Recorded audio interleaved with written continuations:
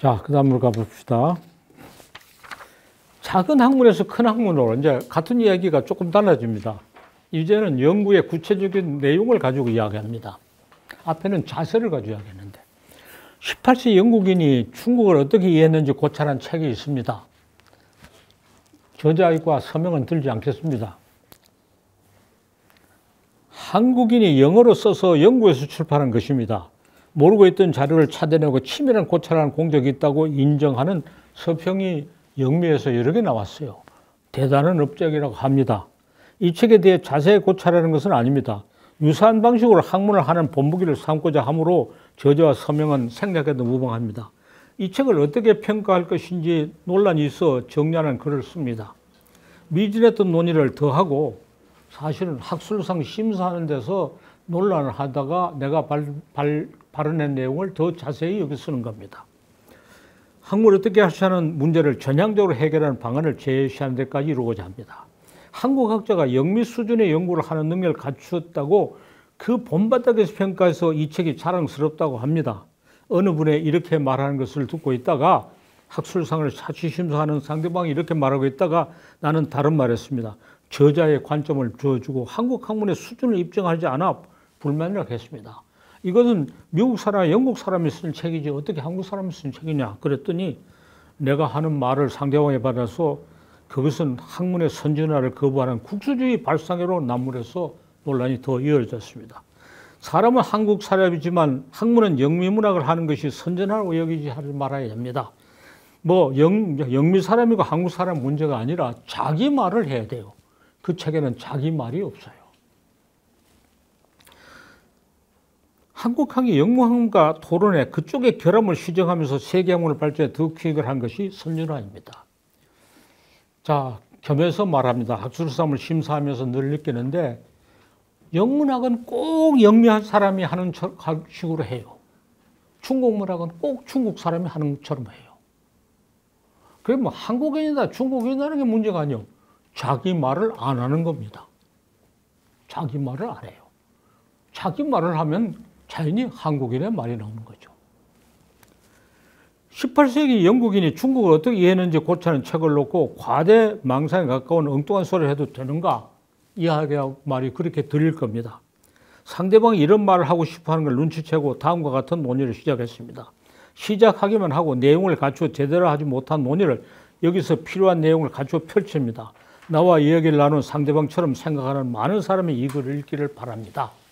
영미 사람이 하는 척해로 하고 한국 사람이나 냄새가 전혀 안 나는 게 좋은 업적이다.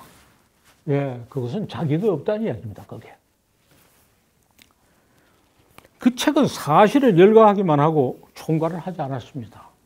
총괄을 할 만한 이론적 시각이 필요하지 않다고 여기고 그런 1차원적 작업만 했습니다. 연구를 좁게 시작하기만 했지 앞으로 나갈 방향이 전혀 없어요.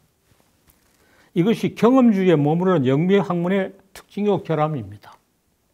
예, 영미학문은 경험주의라고 하는 것이 장점이면서도 큰 단점입니다. 그대로 따르기만 하고 거리를 두고 재검토하지 않았습니다.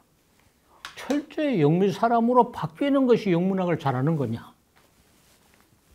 관점을 바꾸어 새로운 고찰을 하는 것이 연구 성과를 확대하고 수준 향상의 비결임을 알지 못하는 것 같습니다.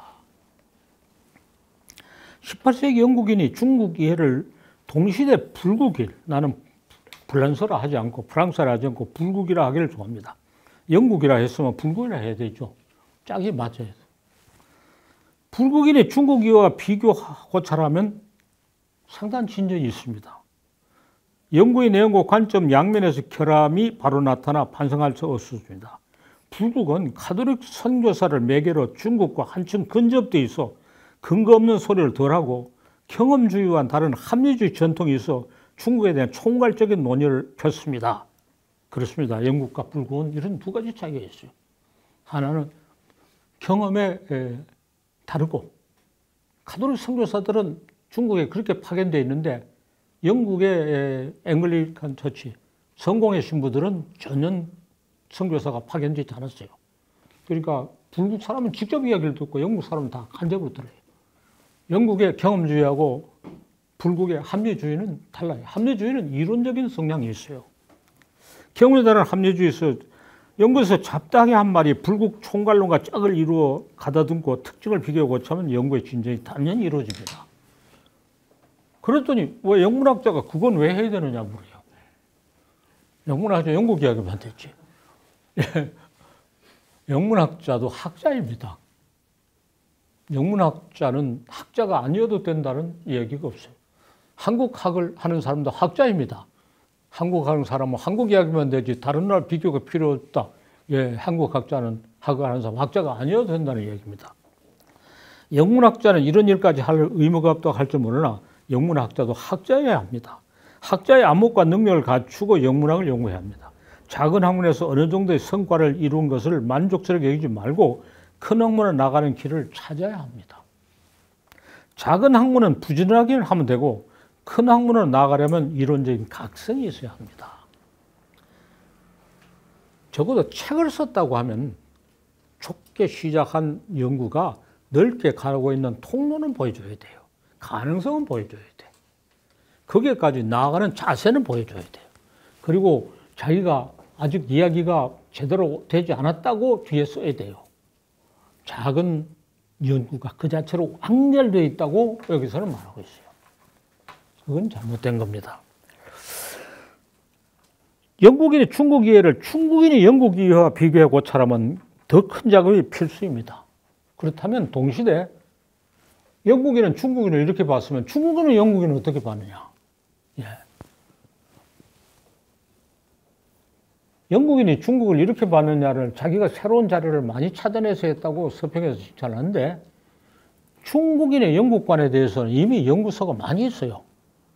자기가 직접 하지 않더라도 남들이 중국인은 영국인을 이렇게 봤다고 하는 것과 비교 고찰을 하면 영국인이 중국을 이렇게 봤다고 하는 것에 대해서 굉장히 많은 의미를 새로 부여할 수 있어요. 전혀 관심이 없어요.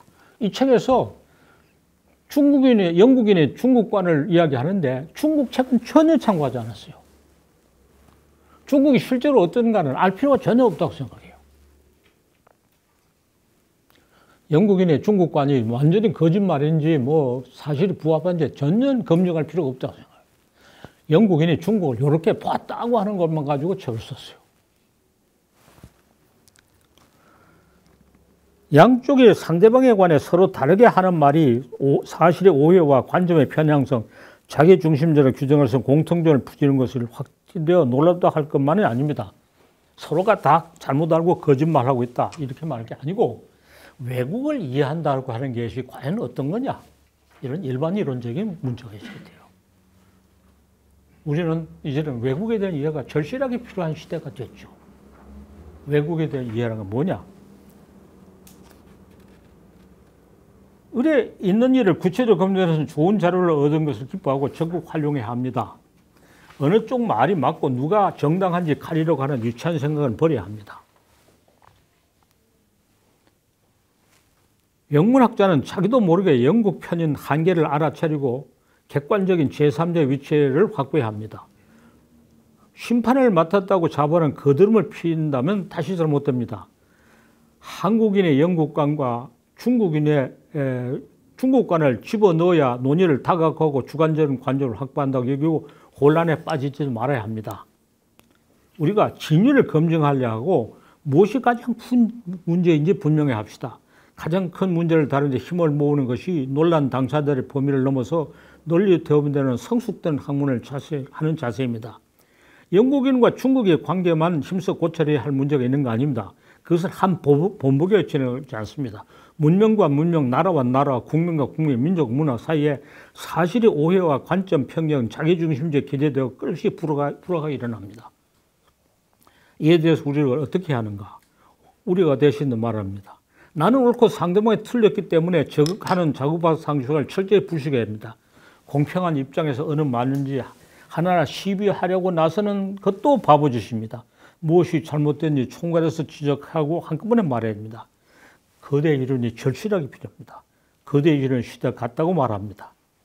예, 서로가 상대방을 이해한다는 것이 뭐냐 하는 원론적인 문제가 제기돼요. 나는 말합니다. 차등론에 사로잡혀 잘못을 챙기고 차등론, 대등론 바꾸어 놔야 해결이 가능합니다. 서로 다른 것이 당연하다고 여기고 다르기 때문에 서로 도울 수 있는 것이 대등론의 요체입니다. 이에 관해 다각도로 고찰하면서 대등론의 원리를 정립하는 것을 가장 요긴한 과제를 삼고 나는 분투하고 있습니다. 나도 차등론을 다 불식하지 못했어요. 불식하려고 애를 씁니다. 특히 날 걸려가지고는 한국과 일본의 관계에서 어떻게 차등론을 버리고 대등론의 입장을 설 수 있는가. 서로 원수가 되어 욕질하고 고함 지르고 일본을 욕하고 거기서는 한국을 멸시하고 이런 관계에 대해서 어떻게 우리가 생각해야 되느냐. 절실한 문제입니다. 오늘 인류가 모두 한 집안이 되고 세계가 정말 하나가 되어가는 이 세상에 어떻게 국제적인 관계에서 차등론을 벌고 대등론을 누리고 어떻게 서로가 다른 점을 이해하고 포용할 수 있느냐는 것이 지극히 중요한 문제를 제기됩니다. 이 책에 대해서 너무 많은 걸 요구하고 있죠. 이 저자는 18세기 영국인이 중국을 어떻게 봤다는 사실만 이야기했는데 뭐 여기까지 요구하느냐. 그걸 이야기하더라도 이런 넓은 힘의 문제의식을 가지고 그걸 다뤄야 돼요. 넓은 문제의식을 가지고. 이 사람은 좁은 연구만 있고 좁은 연구만 하고 논문만 쓰고 넓은 공부가 없고 문제의식이 없어요.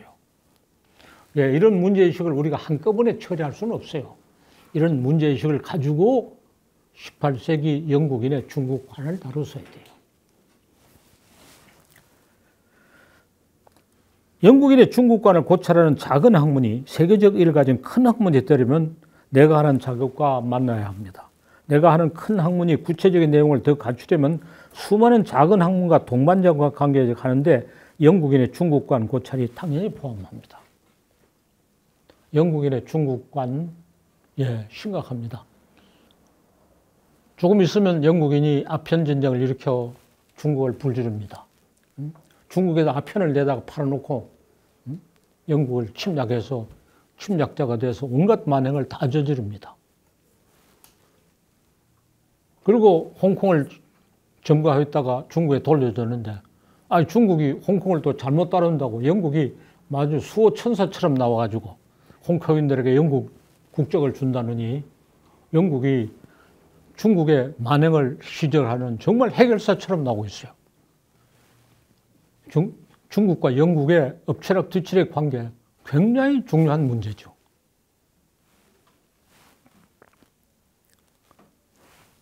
중국은 아주 완전히 악인 것처럼 영국은 완전히 선인 것처럼 이렇게 행사하고 있어요.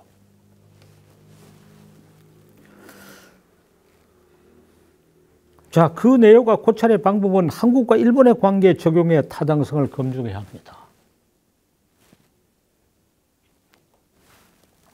그러면 실질적인 소득이 큰 것은 물론이고 이론 정리를 확고하게 성과를 거둘 수 있을 것입니다.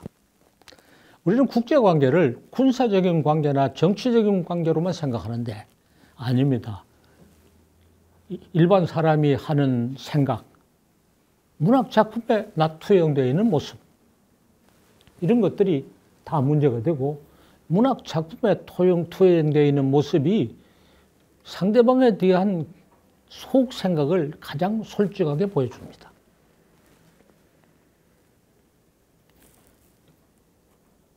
군사적, 정치적인 관계만 가지고 경제적 관계만 가지고 말해서는 안 됩니다.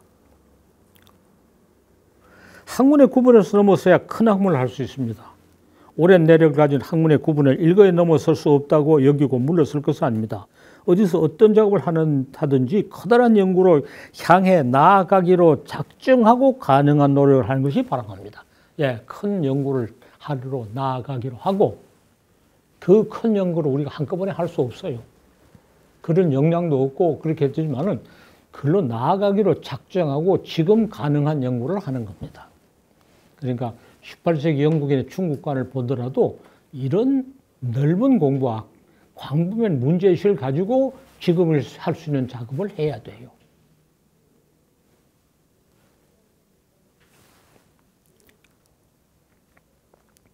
다른 분야의 연구와 자기 스스로 합작을 하기 힘들면 다른 분야의 연구를 원용하고 합작을 하지만 도움을 청하고 또 공동 연구를 할 수 있어야 돼요. 이제는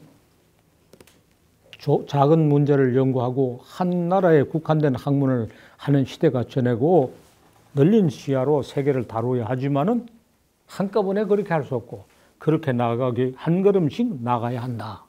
그런 이야기입니다. 작은 학문에서 큰 학문으로 나아가기로 작정하고 가능한 범위까지 나간다. 또 나아가기 위해서 다른 사람 연구를 원용해야 되고 또 필요하면 공동 연구를 해야 된다.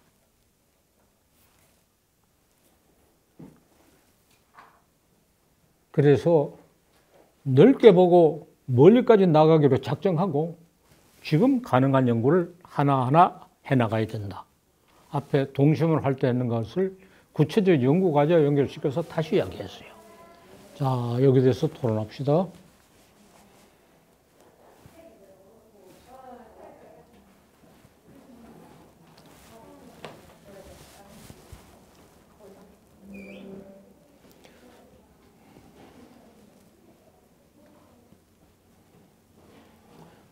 한국인의 일본관과 일본인의 한국관, 우리가 바로다고 왔어요.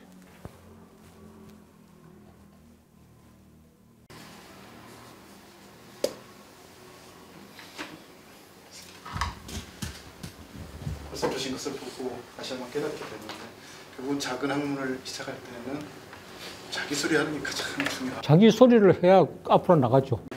그리고 주신 말씀 가운데에서는 비교 연구, 나가서 공동 연구, 아니면 합작 연구를 통해서 계속 문제를 확장해 가야 된다는 말씀입니다.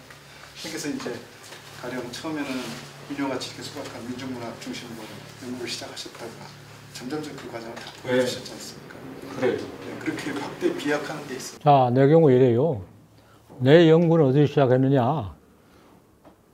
내 고향인 경상북도 동북부 지방 구비문학의 현지조사 연구에서 학문이 시작했어요. 서사민야 연구라는 데서 연구를 시작했어요. 거기서 시작해서 구비문학에서 고전문학으로 나가고 한문학을 포함하고 현대문학을 포함해서 한국문학으로 나가고 동아시아 문학으로 나가고 세계문학으로 나가고 동시문적으로 확대해 나왔어요. 그 동시문적으로 학문을 확대한 경력이 아주 선명하게 나타납니다. 다음에 말할 세계문학과 세계인식에서는 온 세계문학을 좀 다 이야기하는데 그 과정을 밟아온 겁니다. 그러나 거기서 다루는 그 많은 주제를 내가 구체적으로 연구하지 못해요. 앞에 보니까 이렇게 보인다. 저거를 연구하기 위해서 우리 각자 가능한 노력을 하자. 여러분도 그중에 어떤 걸 잡아서 구체적으로 시작하고서 그까지 나가죠. 여러 사람이 해야 된다. 각자 해야 된다. 우리가 공동으로 해야 된다. 이런 이야기를 하자는 거죠.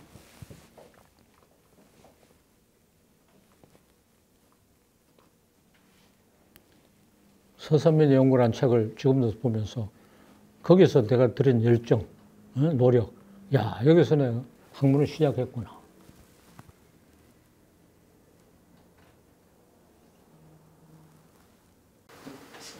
좀 더 여쭤보겠습니다. 그 처음에 작은 연구를 시작하시는데 선생님의 경우에는 두 가지가 좀 상반되게 작동한 힘이 있었어요. 제가 뵙기에는 결국 자료라고 하는 그 발견, 그다음에 가령 갈래책이나 이런 걸 보관하실 때는 상당히 높은 차원의 그 착상, 이론의 어떤 정밀성, 이 두 가지가 상이하게 된 것 같습니다. 물론 접합 지점은 있지만 서사민여 연구의 경우에는 대부분은 착상도 발랄하지만 그 자료가 주는 엄청난 힘. 그러니까 자료를 찾아내는 안목이 굉장히 중요하죠. 우리가 광석을 캐는 거에 비할 수 있어요. 어디 광맥이 있는가 알아내야 되죠. 그러니까 광맥이 어디 있는가 알아내려면은 많이 돌아다녀 봐야 돼요. 그냥 뭐 우연히 잡은 게 참 광맥이 있다 이런 행운을 기대할 수 없고 그럼 서산민요 연구라는 작업을 착상을 하기 위해서 그 전까지 내가 불문학하면서 뭐 온갖 것 다 하고 뭐 상징주에서 초인실까지 뭐 온갖 것 다 하고 별별 허망한 소리 다 하고 현대시의 존재론적 모험이라는 식의 막 불문과 졸업 논문도 쓰고 이렇게 하다가 그게 아니다. 어디 광맥이 있는가. 내가 자라던 마을 거기서 옛날 사람이 삼삼께서 부르던 그 서사민요. 야, 여기서부터 시작해야 된다. 초현실주의부터 우리나라 민요까지 극과 극으로 전환을 했어요. 내가 그런데 돌아다니기 때문에 이것이 소중하다는 걸 더 아는 거예요. 그래서 공부를 하려고 고향을 떠났는데 공부란 다름이 아니라 고향으로 돌아가기 위한 멀고 험한 길이라는 걸 알았다 그랬어요. 공부를 하려고 고향을 떠나서 온 천하를 방황했기 때문에 그게 소중한 줄 아는 거예요.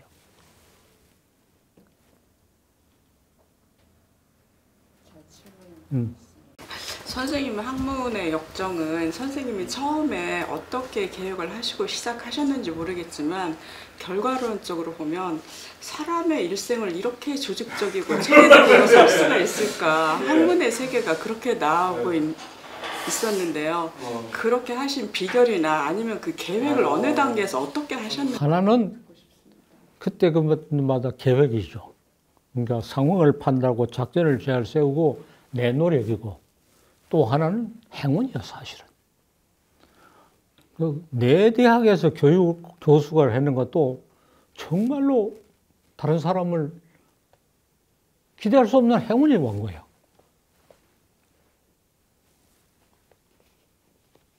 대구에 교수가 되어서 간 거, 우리 고향하고 가까운 곳에 간 것이 또 행운이었어요. 그 현장감이라는 건 굉장히 중요해요. 현장감이란 거. 그리고 내 상문 세계가 확대되는 데 따라서 대학도 옮겨갔어요. 그것도 행운이죠. 그러나 내 스스로 생각하고 판단하고 작정하는 내 노력이 행운과 이렇게 겹치지, 내 노력과 판단이 없으면 행운이 와도 온 줄 몰라요. 행운인 줄 몰라요. 그래서 행운을 최대한 활용할 수 있었던 거죠.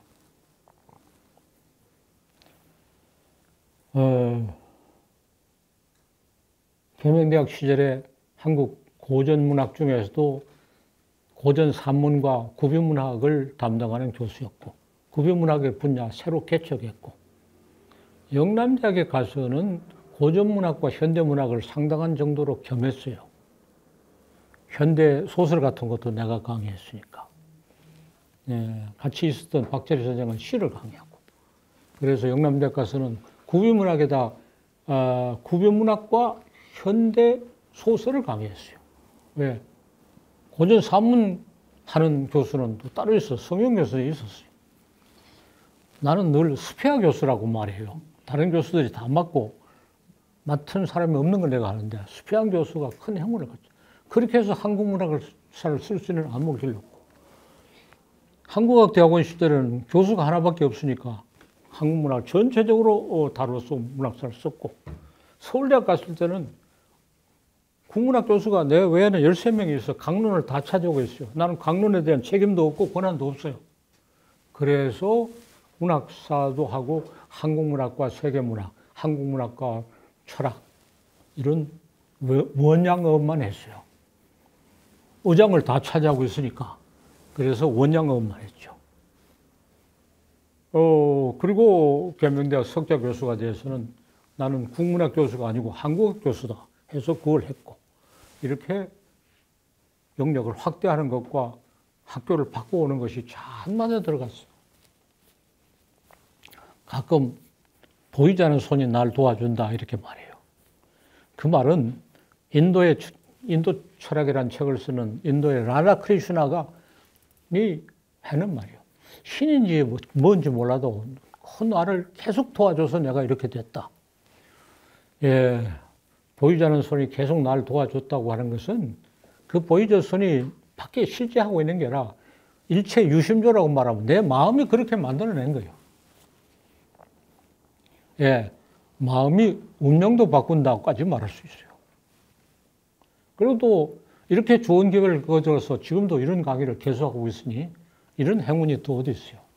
나 혼자 행운을 너무 많이 누리는 것 같은데, 예, 내가 행운을 많이 누리는 것은 보이지 않는 손이 내한테 특혜를 준 거냐, 아니고 내 마음이 만들어낸 거냐.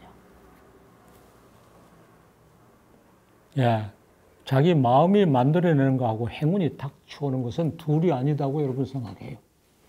나는 불운하다, 나는 하는 일마다 안 된다고 하면 절대로 되는 일이 없어요. 예, 나는 잘 된다, 보람있게 한다 하면 잘 돼요. 잘 된다고 생각하면 잘 되지, 못 된다고 생각하는데 잘 될 수는 없어요. 행운이 와도 알아채지 못하니까. 행운은 내가 내 마음에서 만들어내야 돼. 마음을 비워야 가능하다. 겸손해야 가능하다. 고맙게 생각해야 가능하다. 나는 과분한 대우를 받고 있다고 생각할 때만 가능해요. 나는 과분한 대우를 받고 있어요. 아, 내가 이런데 세상에 날 안 알아준다, 이래가지고는 완전히 망조가 들어요. 여러분들이 이 강의를 듣고 이 토론하는 거, 야, 나는 너무 고맙고 나를 참 과분한 일이다. 사람들이 왜 그렇게 젊었냐? 예, 젊은 사람들하고 나날이 만나니까 젊지. 젊은 것도 하나의 전념입니다. 자, 이제